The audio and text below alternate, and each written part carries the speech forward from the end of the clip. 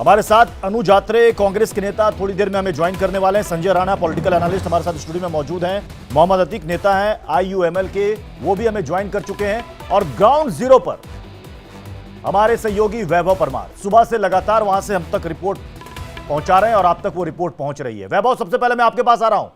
वैभव, बताइए कि इस वक्त आप कहां पर हैं और क्या इस वक्त आप वहां पर देख रहे हैं, क्योंकि आपकी कई सारी रिपोर्ट्स हमने देखी, दर्शकों ने भी देखी, और सबसे ज्यादा कि गाड़ियों का एक पूरा का पूरा एक अंबार लगा हुआ है। कितनी गाड़ियां फूंक दी गई वैभव?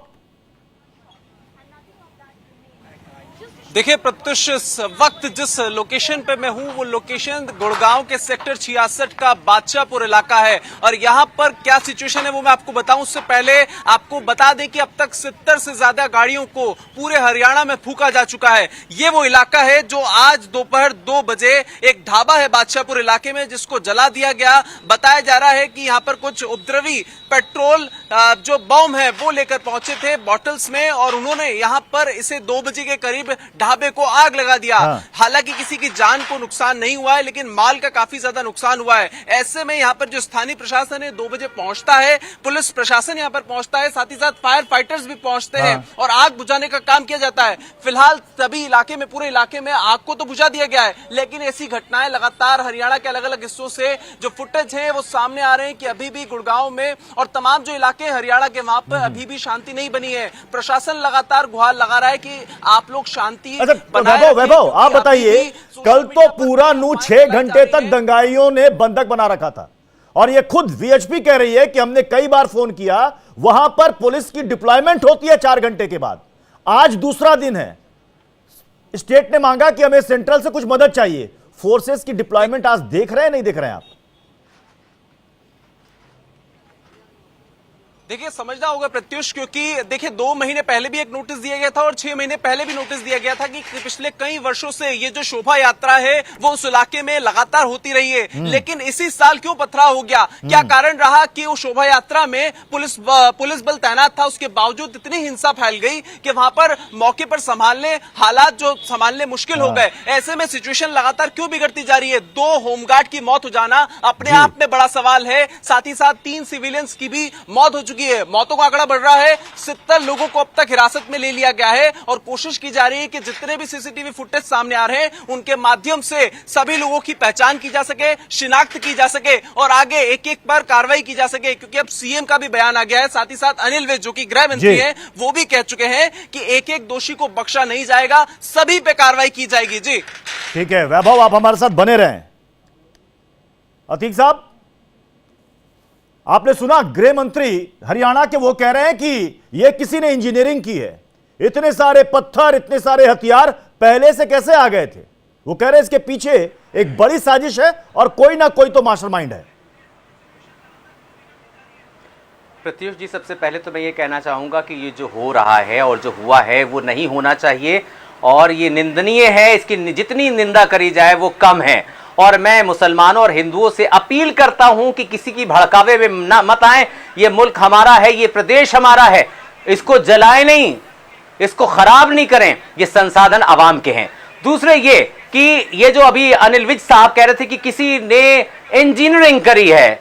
अच्छा, वो इंजीनियरिंग करते रहे और आप सत्ता का सुख उठाते रहे, एसी में बैठे रहे, आपको पता नहीं? कहीं ऐसा तो नहीं है इंजीनियरिंग कहने वाले खुद इंजीनियरिंग कर रहे हो? क्योंकि 6 घंटे तक लूह जलता रहता है और हरियाणा की सरकार के पास पुलिस नहीं है। 6 घंटे तक कोई पुलिस के डिप्लॉयमेंट नहीं है, जबकि उसके एक दिन पहले मीटिंग हुई प्रशासन के बीच, हिंदुओं के बीच, मुसलमानों के बीच। मुसलमानों ने कहा कि हम इस यात्रा का स्वागत करेंगे, लेकिन फौरन ही बिट्टू बजरंगी का एक वीडियो सामने आता है। वो ये कहता है कि कह दो कि तुम्हारे जीजा आ रहे हैं। भड़काता है, कहते कह दो कि हम पहुंचेंगे, तुम्हारे जीजा आ रहे हैं। क्यों इस तरह से आना था यात्रा में तो आ जाता। इस तरह के भड़काऊ बात क्यों उसने कही? मोनू मानेसर, हरियाणा की सरकार को पुलिस छतों के ऊपर गुम्मे मिल गए, पत्थर मिल गए, सब कुछ मिल गए, लेकिन आज तक मोनू मानेसर नहीं मिल पाया उनको। कह रहे हैं कि इंजीनियरिंग हो गई, वो कह रहा है कि अब कहां है तो हमें तो आना ही पड़ेगा। किस लिए आना पड़ेगा उसको?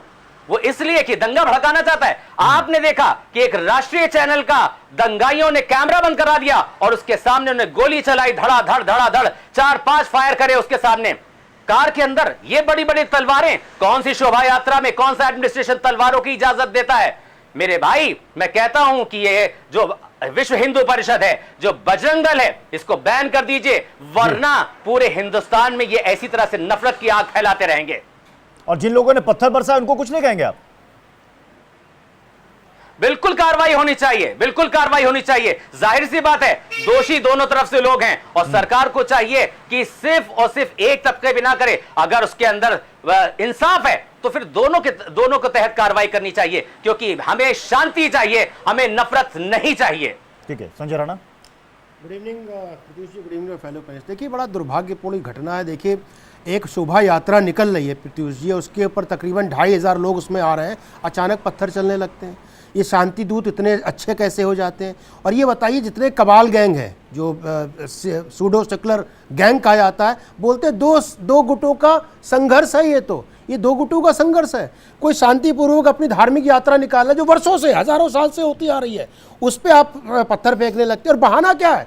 मोनू मानेसर। अरे भैया, मोनू मानेसर ने अगर ट्वीट डाल दिया या उसमें सम्मिलित है तो क्या आप 250 लोगों को मारोगे, राह चलते लोगों को पीटोगे, आग लगा दोगे? मतलब कोई तथ्य होना चाहिए बात करने के लिए। अब ये सारे के सारी जितनी भी गैंग है प्रत्युष जी, जितनी गैंग है, दो समुदायों का है, सरकार कंट्रोल नहीं कर पाई। ये बताइए, कोई भी इस तरह की यात्रा निकलती है, उसमें कितने पुलिस होते हैं? 100, 200, 300, 400, 500, इससे ज़्यादा पुलिस नहीं होती है, क्योंकि सबको उम्मीद होती है शांतिपूर्ण यात्रा है और धार्मिक यात्रा है। कभी भी किसी हिंदू को आपने देखा है किसी की यात्रा में पत्थर फेंकते हुए? नहीं देखा होगा। आप पिछला 1 साल का रिकॉर्ड उठा लीजिए, महाराष्ट्र ले लीजिए, उत्तर प्रदेश ले लीजिए, MP ले लीजिए, राजस्थान ले लीजिए, सारे के सारे जो शांति प्रिय लोग हैं हमारे देश के, वही पत्थर फेंकते हैं। पत्थर उन्हीं के पास क्यों? क्यों? उनके DNA में पत्थर फेंकना है। देखिए, पहले 370 हटने के पहले कश्मीर में पत्थर फेंका जाता था, अब पत्थर फेंकना वहां से बंद हो गया।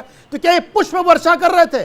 ये बताइए। माना कि आपको बुरा लगा, मान लिया मैंने, आपके घर में हथियार कहां से आ गए, आपके घर में पत्थर कहां से आ गए, आपके घर में तलवारें कहां से आ गई? अरे इसका भी तो जवाब देना चाहिए आपको कि नहीं देना चाहिए? लेकिन इसमें कोई भी शांति प्रिय सूडो सेकुलर जो कबाल गैंग है, इस पर जवाब नहीं देगा, क्योंकि उनको अच्छी तरह मालूम है कि अशांति फैलाना है, देश में इस तरह से अराजकता दिखाना है कि देश का माहौल खराब हो रहा है। कोई माहौल नहीं खराब हो रहा। जहां पे भी हिंदू है वहां शांति होगी, शांति प्रिय तरीके से रहता है, दूसरा समाज भी वहां पे रहता है, हिंदू मुस्लिम सिखाई कोई भी रहता हो। लेकिन जहां पे शांति प्रिय समुदाय होता है वहां पे पूरा घटना घट जाती है। भाई, ये क्या है? आप बोल रहे मोनू मानेसर की वजह से आपने 70-80 गाड़ियों को आग लगा दिया। आप बोलते हो कि 8 जो निर्दोष मर गए मोनू मानेसर की वजह से मर गए। अरे कितना दुर्भाग्यपूर्ण तथ्य होता है। तथ्य भी टीवी पे ऐसे लोग देते हैं जिसको देख के हंसी आने लगती है। परवेश कुमार भी VHP के प्रवक्ता हमारे साथ इस वक्त जुड़ चुके हैं। परवेश कुमार जी, VHP कह रही है पुलिस प्रशासन की विफलता है, यात्रा निकल रही थी, जो तैनाती वहां पर होनी चाहिए थी वो तैनाती वहां पर थी नहीं। और हमने अभी सुरेंद्र जैन को भी सुना, वो कह रहे हैं कि जब सबको पता है कि वो मिनी पाकिस्तान है, अब वो हरियाणा के एक इलाके को VHP कह रही है कि मिनी पाकिस्तान है, और वहां पर यात्रा निकल रही है, इतनी बड़ी घटना हो गई, और उसके बाद हमने ये भी सुना कि आप लोग कह रहे हैं यात्रा अधूरी रह गई, फिर निकालेंगे। बिल्कुल निकालेंगे, क्यों नहीं निकलनी चाहिए? ये सिचुएशन, ये हालात है यात्रा निकालने की? बिल्कुल निकलेगी। अच्छा, आपको प्रशासन से इजाजत दी जाएगी? प्रशासन उसकी व्यवस्था करेगा। हिंदू समाज कब तक पीछे जाएगा? भोपाल के अंदर आप महाकाल की यात्रा निकलती है, आप थूक देते हैं, थूक जिहाद करते हैं, क्या हम रोक दें? वहां रामनवमी का जुलूस होता है बिहार के अंदर, वहां आप जाकर के हमला कर देते हैं, क्या हम रामनवमी का जुलूस रोक दें? वहां दुर्गा पूजा हम करने बंगाल में जाते हैं, वहां आप उस पर उपद्रव करते हैं, क्या हम उसको रोक दें? पूरे देश के अंदर हिंदू समाज जहां जहां कुछ कुछ करता है, अपने धर्म को, अपनी संस्कृति को बताने के लिए, समझाने के लिए, जोड़ने के लिए, समरसता लाने के लिए, वहां पर कुछ उपद्रवी लोग, कुछ जिहादी लोग इस प्रकार के कार्य करते हैं। ऐसे जिहादी लोगों को मुंह तोड़ जवाब देगा हिंदू समाज। ऐसा नहीं कि वो पीछे हट जाएगा। अभी आपने इनको जवाब देने की आवश्यकता है। अभी आपने मोहम्मद अतीक को सुना नहीं, वो ये कह रहे हैं कि मोनू मानेसर एक दिन पहले वीडियो डालता है जो कि एक हत्या का आरोपी है, वांटेड है, 5 महीनों से फरार है। वो कहता है कि साहब हम आ रहे हैं, ऐसा लगता है कि कोई हीरो है, उसका स्वागत किया जाए, वेलकम किया जाए। प्रत्युष जी, हम ये कह रहे हैं मोनू मानेसर अपराधी है, कुछ भी है। वो अगर वहां आया नहीं, अगर वो आ भी जाता तो क्या आप निर्दोष लोगों पर 25,000 से ज्यादा लोग उसमें अच्छा, बच्चे कितने भी लोग थे शामिल थे। यात्रा में कितने लोग थे? 25,000 से ज्यादा लोग, 25,000 या 2500? मतलब जो 25,000 के करीब लोग थे उसके 25,000 अंदर, के करीब लोग थे। 25,000 के पुलिस फोर्स करीब कितनी लोग थी वहां थे। जो भी पुलिस फोर्स थी कम थी, उसकी व्यवस्था होनी चाहिए थी और ज्यादा होनी चाहिए थी। और हमेशा से यात्रा होती रही है, कभी भी नहीं हुआ ऐसा, आज की नहीं है, मुसलसल जारी है, लंबे समय से वो होती आ रही है। और उसके अंदर आप कहीं ना कहीं सुनियोजित तरीके से उस पर हमला कर रहे हैं, कुछ कर रहे हैं, तो आप ये कह रहे हैं कि नहीं नहीं आप बंद कर दीजिए, आप यात्रा मत करिए। पुलिस क्या कर रही थी? वो देखिए, प्रशासन का काम प्रशासन करेगा, उसको करना चाहिए। किया उसने यहाँ पर किया नहीं, अगर किया होता अच्छे से तो ये विफलता होती क्या? हाँ। क्या हमारे ये पांच लोग जो शहीद हुए हैं, क्या शहीद होते क्या? इतनी सारी गाड़ियां, 80-85 गाड़ियां फूकी गई, क्या फूकी जाती क्या?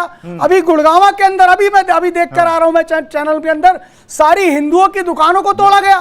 ये मतलब कि आप सोचिए, टारगेटिंग पेनलाइज कर रहे हैं। मैं कहूंगा कि जरा कुछ तस्वीरें दिखाएं प्लीज, जरा कुछ तस्वीरें दिखाएं। वो तस्वीर भी लोगों को देखना जरूरी है। ये हरियाणा की तस्वीरें, ये देखिए, ये गाड़ियों का पूरा जो अंबार लगा हुआ है ना, गाड़ियां गिनते गिनते थक जाएंगे आप।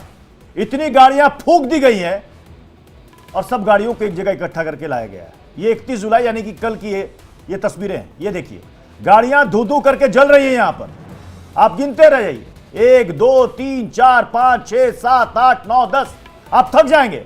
अब आपके मन में सवाल आएगा देख करके, और ये देखिए सीसीटीवी, ये सीसीटीवी में दंगाई आपको दिख रहा है। न जाने ऐसे कितने सीसीटीवी फुटेज अभी आपको आने वाले दिनों में और मिलेंगे। ये सड़क पर नंगा नाच हो रहा है, और सबसे बड़ा सवाल है कि ये सड़क पर नंगा नाच हो रहा है, उस वक्त पुलिस प्रशासन कहां था, क्या कर रहा था? 2 दिन से सोशल मीडिया पर दोनों तरफ से भड़काऊ वीडियो और पोस्ट डाले जा रहे थे। उसके बाद यात्रा निकलती है और हिंसा जिसकी आशंका थी वो भड़क जाती है, और 5 से 6 घंटे तक ये दंगाई इस पूरे शहर को अपने कब्जे में रखते हैं। लोग फोन घुमाते रहते हैं कि साहब कोई तो आ जाइए, आला अधिकारी अफसर, कोई नहीं आता, हम व्यवस्था कर रहे हैं। 5 से 6 घंटे के बाद वहां पर कुछ एक्टिव नजर आती है वहां पर पुलिस, क्योंकि खुद तो पुलिस के थाने पर हमला हो जाता है। वो खुद को बचाए या आम नागरिकों के बचाए। और ये जो तस्वीर अभी हमने आपको दिखाई, एक सोना बाईपास की तस्वीर भी मैं कहूंगा पीसीआर से, अपने प्रोड्यूसर से, कि वो भी दिखाएं। आपको लगेगा नहीं कि इंडिया है, आपको लगेगा कि शायद हम यूक्रेन की वॉर की बात कर रहे हैं। एक लाइन से गाड़ियां धो धो कर जलती नजर आ रही हैं। लोग डर कर घर के अंदर दुबके हुए हैं, दरवाजे खिड़की बंद करके, कि पता नहीं बाहर निकलेंगे एक गोली आके लग जाएगी। यह स्थिति है, और इसलिए बार बार हम भी आप लोगों से अपील कर रहे हैं, फेक वीडियोस, भड़काऊ पोस्ट, इन सबसे दूर रहे। कोई भी भड़काऊ बयान देता है उसकी बात पर ना। मैं जीएस अवाना साहब, मैं आपके पास आ रहा हूं। किसने किया, कैसे किया, है तो जांच का विषय है, लेकिन जो कुछ भी वहां पर हुआ, जो तस्वीरें आ रही हैं, सर पुलिस प्रशासन का फेल्योर इसे ना माना जाए तो क्या माना जाए? जी, इसमें मैं ये कहूँगा कि एक तो ये बात बार बार कही जा रही है कि पुलिस कहाँ थी, पुलिस कहाँ थी। हाँ, ये ठीक है कि पुलिस की उतनी संख्या नहीं थी जितनी की होनी चाहिए, पर जो संख्या डिसाइड की जाती है, डिप्लॉयमेंट डिसाइड किया जाता है, वो हमेशा जो थ्रेट परसेप्शन है उसके बेस पे किया जाता है। पिछले 30 साल की हिस्ट्री में ये शोभा यात्रा हर साल निकलती रही है। 92 के बाद में ये 3 दशक का में कुछ भी नहीं हुआ, तो कोई ऐसी संभावना तो थी नहीं। और इसमें जो चीजें इस्तेमाल की गई वो पत्थर थे, ये चीजें थी जो आमतौर पे अवेलेबल होते हैं, और छत पे चढ़ के वहां से उन्होंने स्टोन पेल्टिंग कर दी। तो कोई ऐसा हथियार नहीं था, कोई बारूद या RDX नहीं था कि जिसको बाहर से आने पे उसकी इंटेलिजेंस करती। ये हथियार तो आम चीज है जो कंस्ट्रक्शन में इस्तेमाल की जाती है। फायरिंग हुई है सर, फायरिंग हुई है,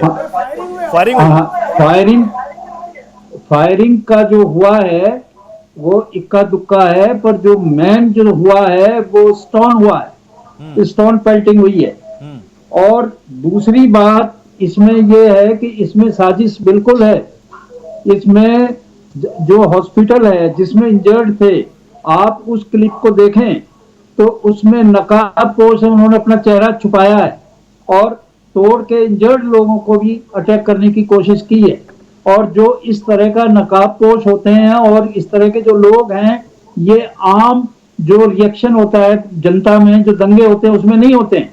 ये बिल्कुल प्री प्लान्ड है। और जिस तरह से सोशल मीडिया का इस्तेमाल किया गया, ये सवाना सर, अगर पुलिस को इसकी भनक पहले से थी तो या तो यात्रा को आप कहते कि साहब सीमित मात्रा में, सीमित संख्या में लोग वहां पर इकट्ठा हो, या फिर आप अनुमति नहीं देते।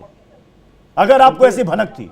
मोनू मानेसर सर 5 महीने से फरार है, वो वीडियो बनाकर लोगों को भड़का रहा है, यहां से भी दूसरे समुदाय की तरफ से वीडियोस जारी किए जा रहे हैं। तो पुलिस को तो पहले से अंदेशा था, ये नहीं कह सकते कि पुलिस को कुछ पता ही नहीं था कि क्या हो रहा है।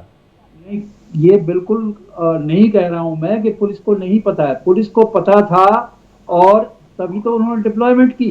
पर यह नहीं पता था कि इस स्केल की हिंसा होगी और इस तरह से प्लान किया जाएगा।